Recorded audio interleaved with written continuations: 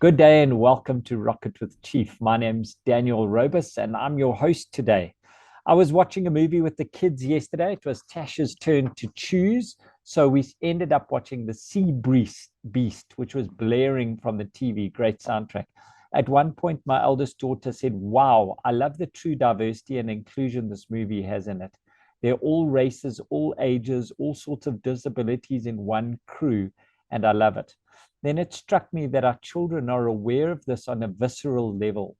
They feel the inclusion or the lack thereof in every situation. But how do we bring it into the office in a positive, meaningful way? Well, I'm not an expert by any stretch of the imagination, and therefore I went and found one.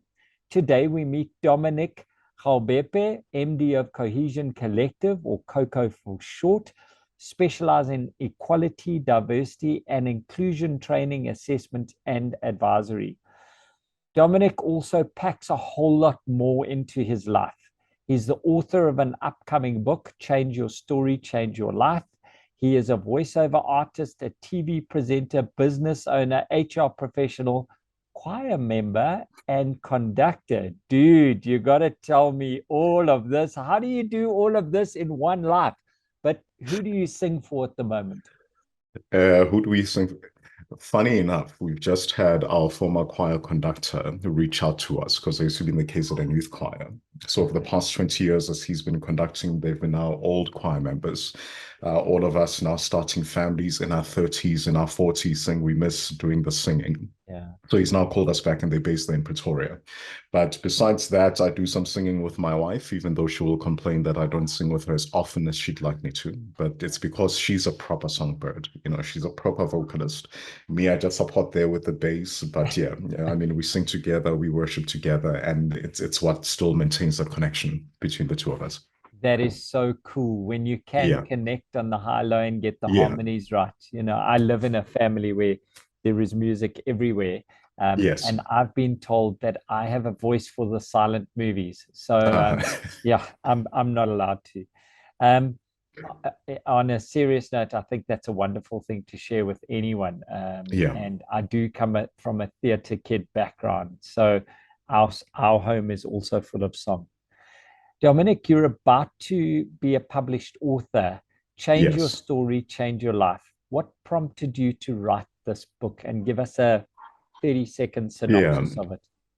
I think a high level of it is really coming from a background where you're born within a society, you're born within a structure where everything around you communicates that you will not amount to much. And then you're needing to overcome all of that in order to become somebody in life. And really, it comes from the understanding that regardless of the challenges that we get born into, we still have that personal agency and choice regarding how we respond to it. And so Wow. even if a kid is born in the really terrible circumstances, but the good news is we could still be able to have the opportunity to choose how we end up. We can be born into it, but we don't need to remain in it. Dominic, is this written for a kid in Katlehong, or is it written for a young man who's living in Alberton who feels Yeah, outcast? sure. It's actually written for any human being. As I've grown in my life's journey, the more I realize that each human being actually experiences struggle in their lives. Sometimes I might not see Daniel's struggle as my struggle because there's certain things that I had needed to overcome, beyond what Daniel needed to do. But it does not mean that Daniel has not struggled. So each of us get born into stories, and it's incumbent upon us in changing that story to truly begin to become who it is that we could be versus playing into the script. Awesome. How's the process of creating a book been?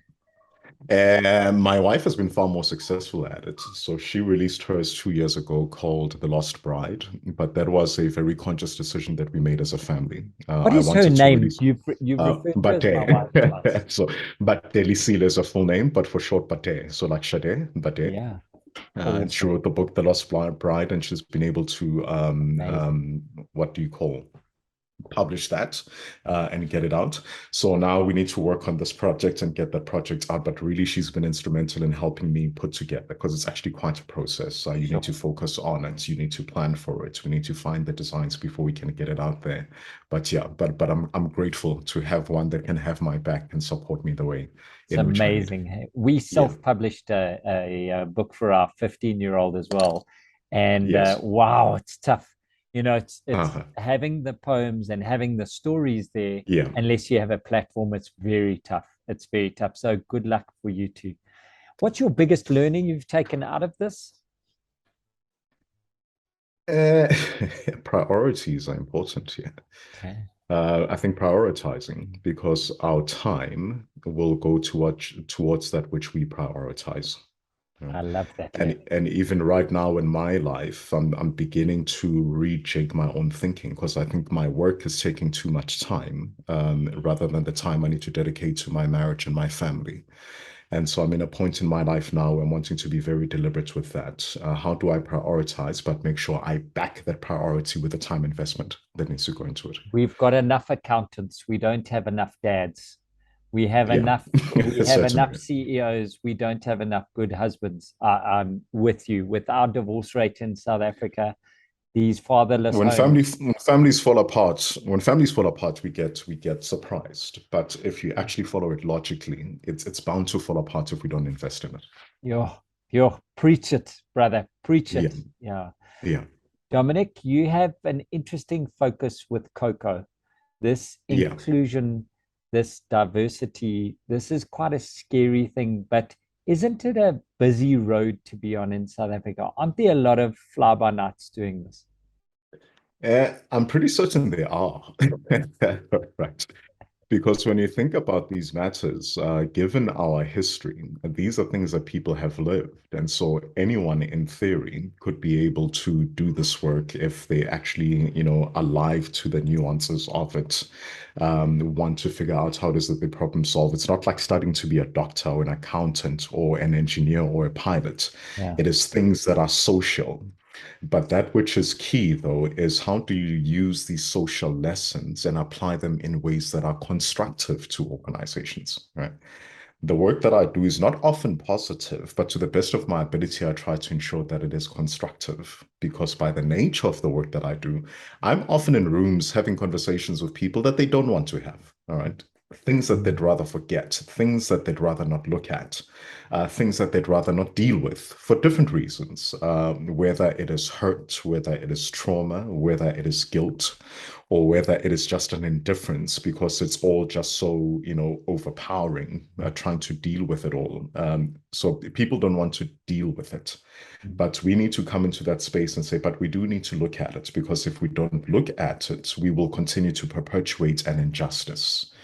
If we do not grapple with it, we will continue to breed divisions rather than recognizing that in that healing, even though that healing might be traumatic, on the other side is actually far greater of a benefit than just letting a wound fester and hoping that, nobody will notice it as we go through the process. So before I ask you what makes Coco different, what is the one thing you wish every business owner, every employee, and every participant understood about EDI?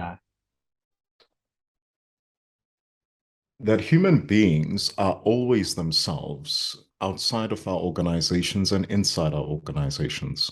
All right. In our organizations, we'd like to say people must just be professional. And by that, it is an unsaid agreement that when we come into an organization, we now all hereby agree that we're going to leave all of our gag at home. Okay. When I arrive within the space, I'll just be the sanitized human being that is neutral, that does not have any challenges or issues. But we come with them. All right. We learn to suppress them within professional settings, but we come with them. And it's also appreciating that beyond that which is personal, the socioeconomic challenges people bring with them to work. They've learned how it is that they need to work with them and to try to overcome them. But some people, as a reality, are still waking up at 4 a.m. in the morning to catch the taxis in order to arrive within the workspace, right? That is a reality. And if employers are not alive to that, we might begin to look at people as being lazy, or they're not keeping the time, they're not timeous, or they just don't care if we do not understand the challenges that they're needing to overcome in order to be there. And another cool example actually was a law firm that we're doing some work with in Sandton. And they went on this whole drive in attracting different graduates from different backgrounds.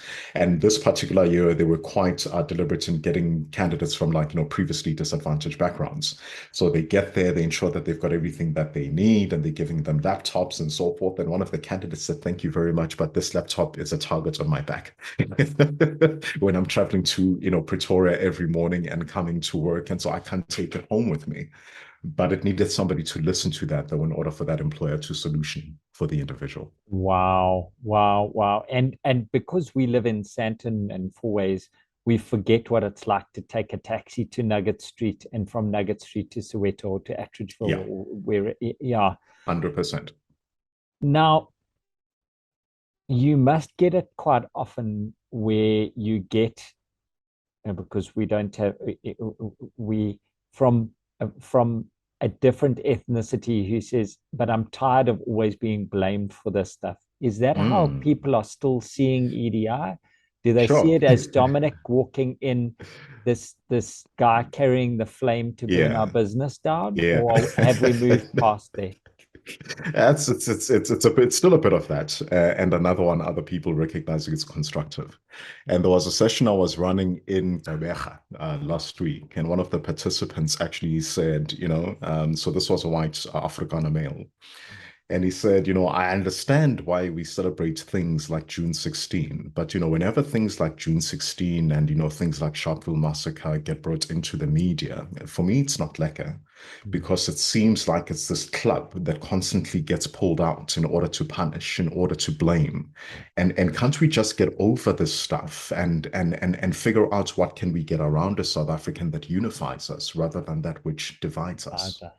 So that's often the feeling that comes through. What can we get behind that can unify us rather than divide us?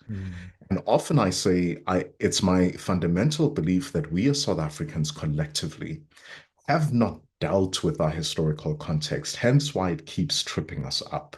Okay. It is my fundamental belief as South Africans that although the United Nations declared apartheid as an example, as a crime against humanity, I don't think all South Africans view it as such.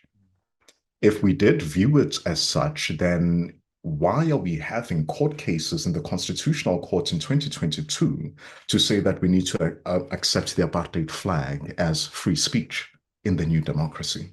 All right. So if we accept that it's a crime against humanity, then why are we seeing these things keep happening within our societies and space? And so for me, essentially the conversation I have with people within organizations is, as ugly as it is, let's look at it and let's separate two things. Yeah. The one is guilt versus responsibility. Guilt is something that you ought to feel for something that you have done. All right. I've caused it, I did it, and here's a consequence, and therefore I feel guilty for it. All right. Responsibility, however, calls us to a higher sense of our being. Right?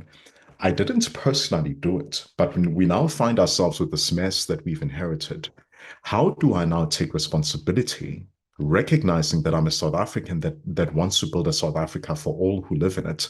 How do I now take the responsibility in order to get to a more just society? Not because I'm guilty of it, but because I realize we've all inherited this rubbish, but somebody needs to put it in order. And I choose to put my hand up to say, I'll be part of the process of putting it in order and in unifying. That tough. Which is most important, ED or I? All of them. All right. Diversity is important from this perspective. You shared the story regarding your daughter and the movie that she saw, and she was, I know, speaking to the people of different diversities. I cannot tell you, Daniel, how many fully grown adult human beings that I've met who are colorblind, all right, who don't care whether a person is black, pink, blue with purple stripes. They see people as people. And I say, I understand the sentiment from which it comes. Bless you, but you're lying. And the reason I know that you're lying is because when we engage with the kids that are 5, 6, and 7 years old, they'll tell us about Jessica, their peach friend, all right? Mm. And Daniel, the caramel friend, all right? And Tabo, the brown friend, Mm. and Zunaida, the cinnamon friend. Mm. And so if they can see brown, peach, caramel, and cinnamon, they most certainly do see difference. They do see color, much like we do see color as adults, all right? But the lesson that we need to learn from our kids, however, is they haven't quite been indoctrinated yet in the beliefs that we hold as it relates to that difference. So diversity is important from that perspective first. There's nothing wrong with our differences. That which we need to deal with within ourselves are what are the judgments, the stereotypes that we've learned as it relates to difference, all right? The inclusion part is important because oftentimes organizations will say, look at our staff. Okay, we've got everybody. All right. We've got people of different sexual orientations. We've got people that are disabled and now in wheelchairs. We've got people across multiple race groups. Look at even our women representation within our space. But then your employees are still saying, but as a woman, I feel like I need to work twice as hard just to be recognized and taken seriously within this organization. That speaks to something. Yes, I'm here. You've recruited me. You've got my diversity, but I don't really feel included. I don't feel like I can be myself. There's an expectation of something that I need to assimilate to in order to be taken seriously within the space. All right. Let me go to a more crude example. The way in which I speak the English language is something that was deliberate. All right. Because I realized at the age of 11, going to former Model C schools, when I was moved from the township schools to the former Model C schools, that as a Black student in those former Model C schools, the way in which I had a command of the English language, the way in which I expressed myself, seemed to be equated to my level of intelligence. Okay, the more I began to twang, the greater respect. I was now leadership potential. With just the township accent, I was just another dude, another township kid that is there. And so I had to learn how to navigate the space in the way in which I express myself and I show up within the world. And our organizations are no exception. There is a mold that people need to, assimilate to in order to, be taken seriously within spaces.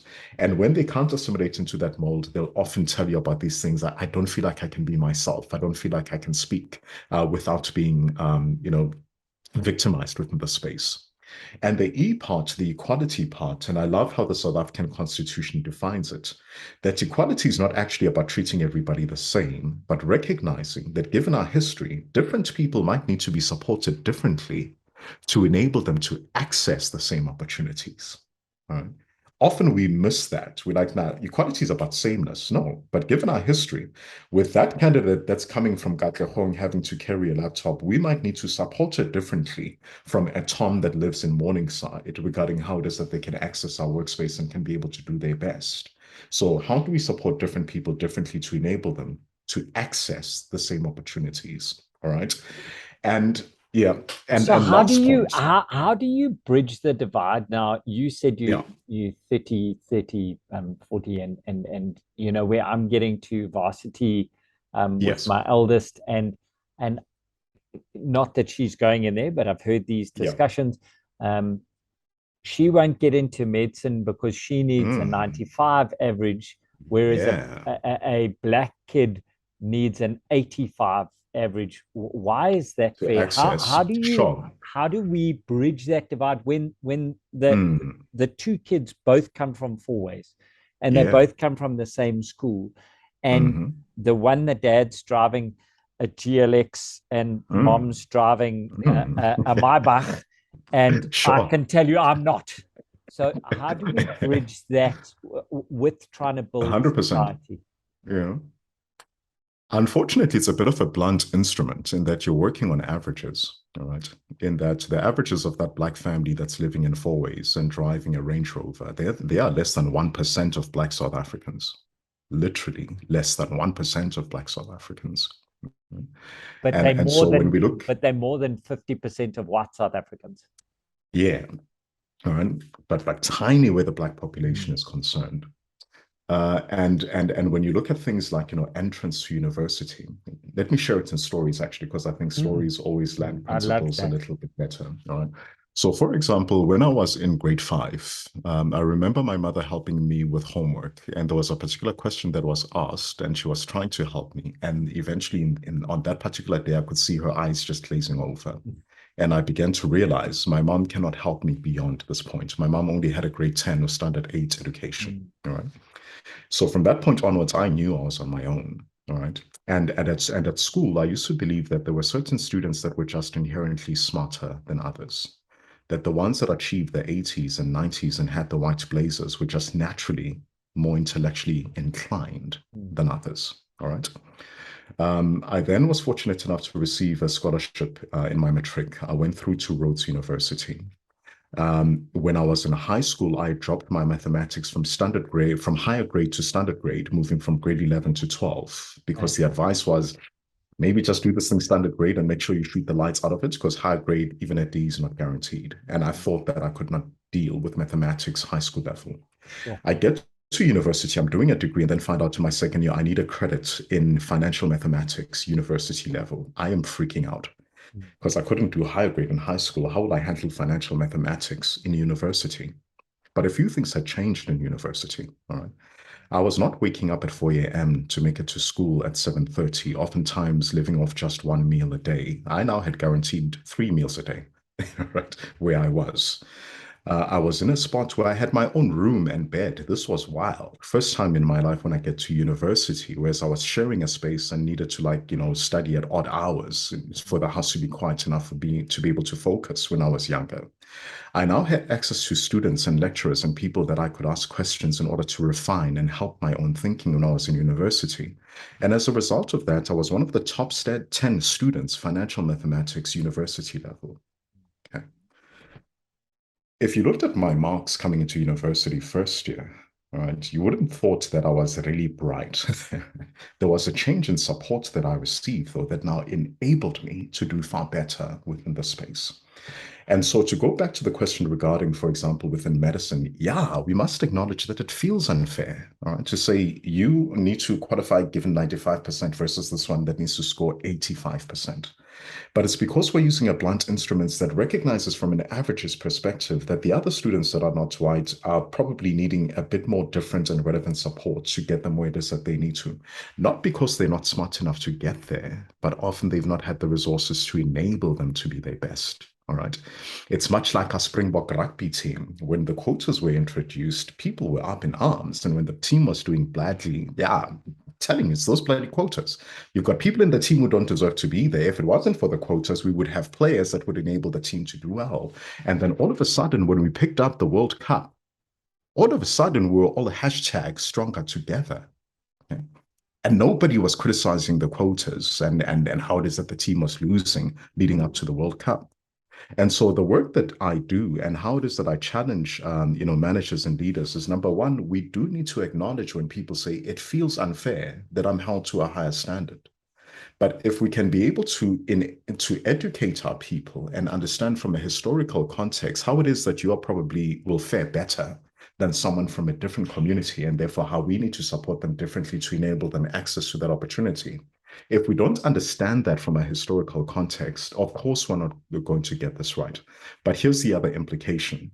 If we don't figure out ways in providing relevant support to different people, then essentially we will just default to those which have the best access. And in the South African context, if you're white in the South African context, chances are 80% of white people come from middle-class families, chances are, all right? And so if we don't understand that supporting different people differently, we can essentially perpetuate the same inequality, saying we can't find good Black accountants, we can't find good Black doctors, we can't find good Black HRL scientists. If we don't support them, we will not create them. There's a lot there to unpack when you're 48 years old and you come from my background. There's a lot to unpack. And that's why it's a hot conversation. It's a tough conversation to have. And it's why we should be having more and more of it, because it's a scary thing. And the things that come to mind, the responses that come to mind, they sound churlish when I make them. Yes. It's like almost asking, is there a space then for me in South Africa? Is 100%. There, do I belong here? And that's when you see these long queues of people exiting. 90% of them seem to look like me, not like Dominic. And that just irritates me. Anyway. Can I share this one quick story with you quickly? All right. So I'm asking some kids at our high school, how many of you have your parents told that you must get your education, get your degree, and get out of the country because there's zero opportunity for you. Of the kids that raise their hands, all of them are the white kids. I say, please keep your hand remaining in the air if you've actually applied for a job. And all of those hands went down. But these grade 8s to grade 12s are clear. We must get our degree, get out because there's zero opportunity for us. All right. I then said, first of all, I need to acknowledge probably where that is coming from, and that your parents are looking at society. They're looking at policies like employment equity. And to them, they're saying, does my son, does my daughter have a future in South Africa? And therefore, being a parent that loves and wants to protect and wants the best for you, get your education, get out so that you can find opportunities. I said, let's acknowledge that first, all right? But now that we've acknowledged that, let's now deal with reality. Are you aware as young people that of all the young people that were employed in corporate South Africa for the very first time in their lives, if you took that entire population, 52% of them in the past 2 years were young white South Africans? No. Okay. Are you aware that in the past 2 years of all promotions that have happened in corporate South Africa, 64% of those promotions have been of white South Africans? No. But the feeling persists. Get your education, get out. There's zero opportunity for you. Are you aware that as we sit in this room, 68% of top and senior management roles are held by white people in this country, even though they're only 9% of the economically active population? No.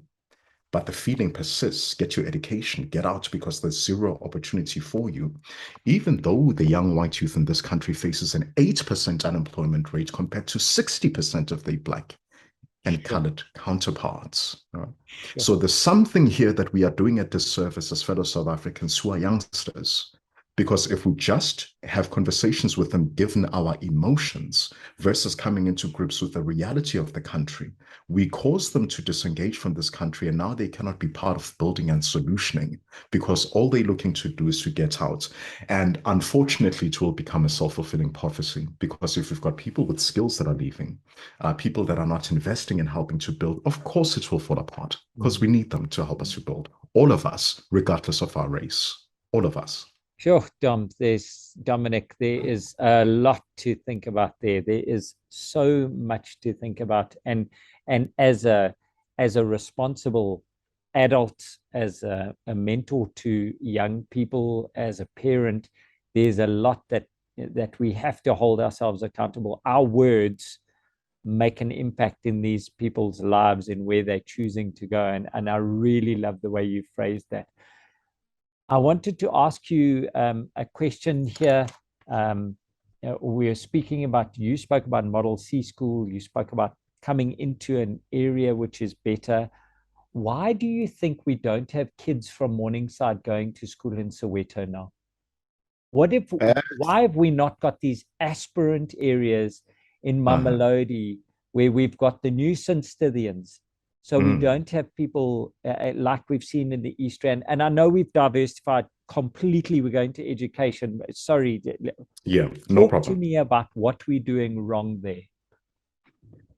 From a historical perspective, let's keep in mind before 1994, all right, if you looked at the equivalent school in the township versus a Model C school, all right, for every, let's say for every rand, as an example, that was being spent on a white child, 8 cents was being spent equivalent in the township schools.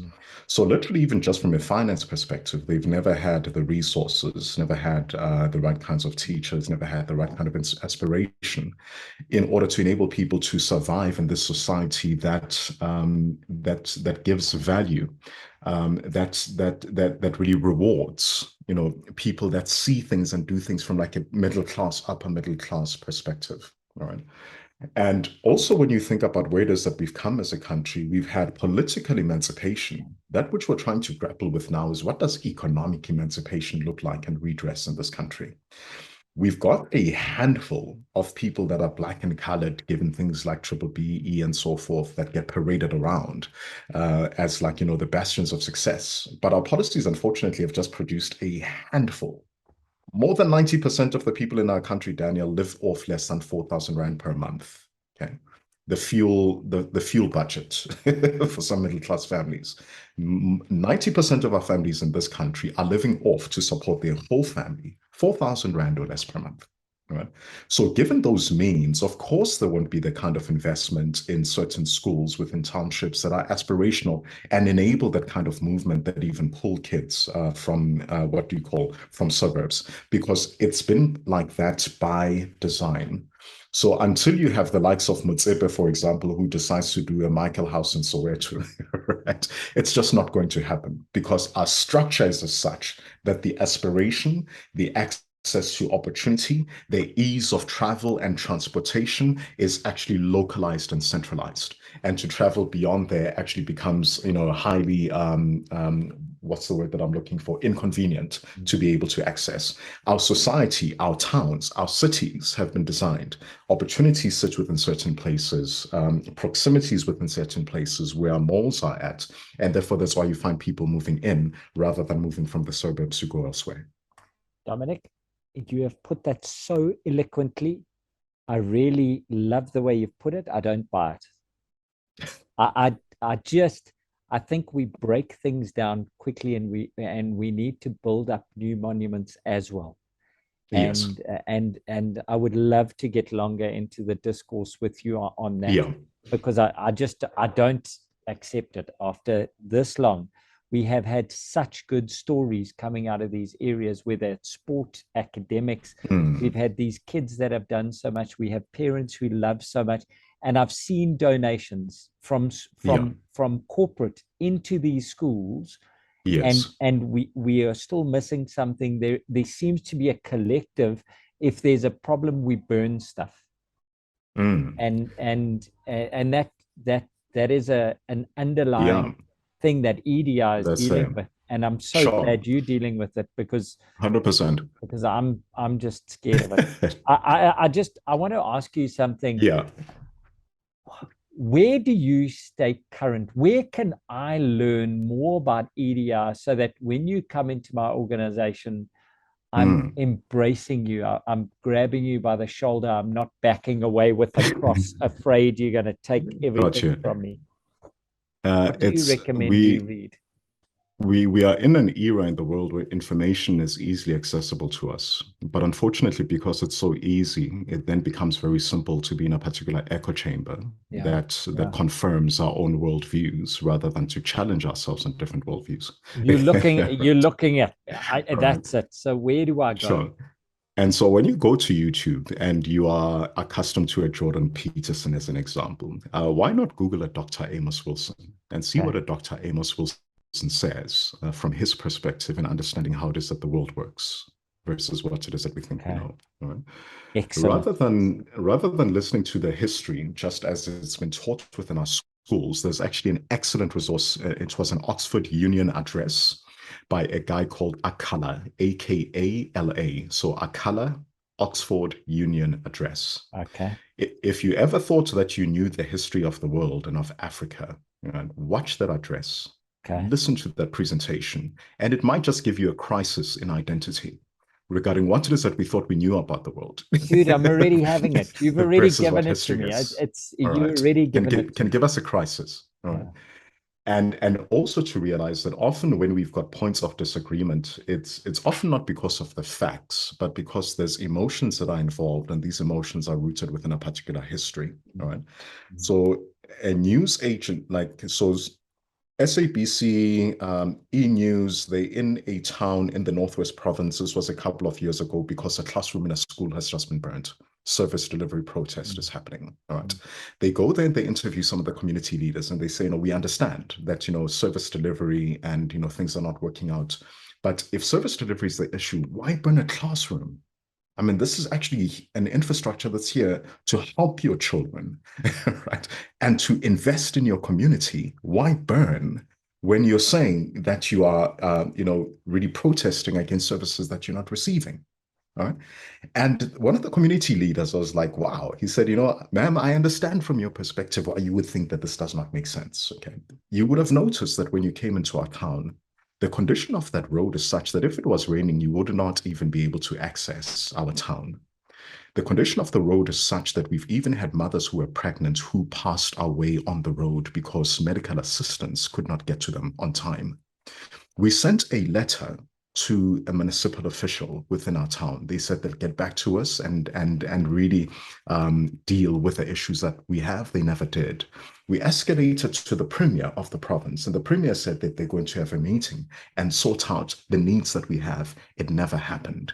We followed up, and this guy had receipts, and he said 18 months later, madam, we decided to burn one classroom. Not only is the premier of the province here, but even you, ladies and gents of the media, are here listening to our plight. Often we think that people don't think their actions through. But perhaps if we understand their challenges, and it's not to condone their actions, but maybe there can be a different empathy that says, oh, if I understand someone else's story, perhaps I could understand some of their actions and rationale rather than writing them off to say they're just burning things. But maybe they thought about it and it's achieving different outcomes. We unfortunately have a country where until people make noise, things do not change. Even this very democracy that we have. Now we're talking about elected leaders and leadership and Sure. ethical leadership. Dominic, It is a nightmare. Nightmare. That's a conversation for another day. But even exactly. there, our Why leaders do are we letting us put up down with this? massively. Why do They're we letting put us up down with this? massively. You All know, right. anyway, Yeah. I've got one more question. No problem. Where do people get hold of you, Dominic? Yeah. Where do we Uh, find you? So cohesioncollective.com is something that is great to reach at. And I've been challenged to do some more videos actually whenever I'm engaging with fellow South Africans at schools and within organizations. And so I'll be doing that a bit more deliberately over the next 12 to 18 months. Awesome. But cohesioncollective.com, able to get hold of us, and we can certainly facilitate a conversation in your school, in your church, in your workplace. This is wow, you've given me so much to think about. This is well, okay. So my final two questions for you. If you could have dinner with any thought leader today, who would it be and to what would you treat them? wow. I think given where the current things are at, I would actually love to sit with someone like a Thabo Mbeki, Me too. who has a view behind the curtain. Wow. I would love to have a conversation with Thabo Mbeki, because I would like to think that the leadership, the political leadership of our country should be alive to the challenges that we have. And I get confused when we continue to score on goals. And it seems like we as the South Africans are more passionate than our leaders. But anyway, story for another day. I'd love to sit with Thabo Mbeki. And he's a man that smokes a pipe, and I would imagine he enjoys a good tea or maybe a whiskey. I don't know. Just a relaxed environment. And just really hear from an elder who's not just an elder, but really is a thinker that could help to even shape some of my own thinking and approach. Do you think our young leaders listen to the elders enough today? Probably, probably not. Probably not. But also, that being said, let me counterbalance it. Nelson Mandela, when he was in his 30s, the ANC pretty much treated him like what Julius Malema is being treated as today. Nelson Mandela was seen as the radical because he was challenging the elders of that time to say, you guys are not radical enough. You're not moving. You're not being responsive. So there is a power in listening to the wisdom from both sides. All right. The youth have that vigor and energy of wanting to change things, and the elders have the wisdom on how we can change those things responsibly. Somewhere between those things lies success, but I don't think we are having those conversations enough. And there's that between white, black, colored, Indian, young, Yes. old, men, women. We need robust discussion, but too often we just get angry with one another, isn't it? Anger and fear is our staple, right? We're either fearful or we are angry, but very few of us are able to pause and hold that. And rather than be offended by it, to really just hold the center to say, let me understand where that fear comes from. Tell me a little bit more about that anger. And for me to do so without judging you, I genuinely listen to you, human being to human being. Sure, sure. That's power. As my last question, which I wanted to ask you, is what is the one question you wish I'd asked you in this interview?